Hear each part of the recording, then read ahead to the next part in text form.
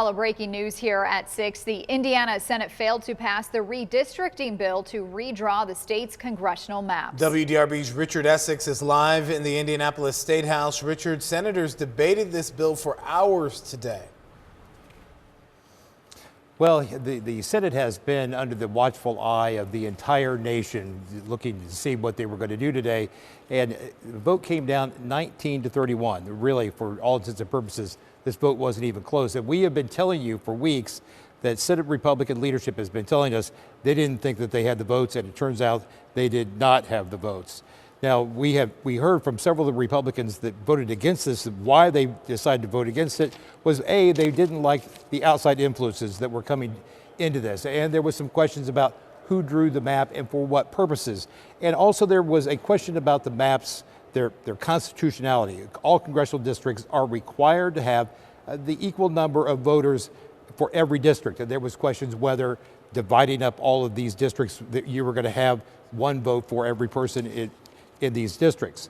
And President Trump last night, lambasted the Senate GOP leadership, vowing to they were going to find people to run against them if they did not deliver this vote.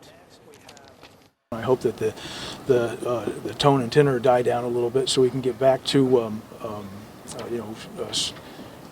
strong public, civil, and substantive debate. But that has zero place in our society, has zero place in our democracy, and condemn it every step of the way. And there was a question whether they could bring this back up when session starts in January.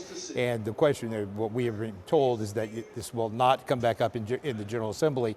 Now, you will remember 6 days ago, the House passed this 57-41. So they were able to get it through the House, but not to the Senate. And now there's some question, can the Senate work with the governor moving forward? And that will be a big question when everybody comes back in January.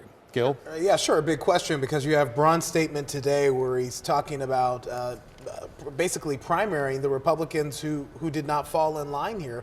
Well, there are 21 of them in the Senate, and that's, more than half the Republicans in the chamber. Significant that those members went against the Trump administration and Governor Braun here, Richard. Yeah, when you have both the governor and the president of the United States telling those 21 members, because they didn't vote for this bill, they're going to be finding people to run against them. So we can expect there's going to be an awful lot of friction, and this could be one of those General Assemblies where, quite honestly, things just don't get done. In Indianapolis, Richard Essex, WDRB News. Richard, thank you. Meantime, Indiana State Police responded to an emailed bomb threat toward a Republican state representative, Ed Clear. Clear told WDRB that police contacted him around 8:30 last night, saying someone made a threat of a pipe bomb at his home. ISP searched Clear's New Albany home, did not find any kind of explosive or threat. Indiana Governor Mike Braun has said that several Republican lawmakers received threats over the push to redraw Indiana's congressional map. Representative Clear went against his party last week in the House when he voted against the bill. It's out of control. Things are out of control, and if it continues, it's just a matter of time until someone gets hurt or killed, and that's what I'm concerned about. Clear was provided security as a precaution.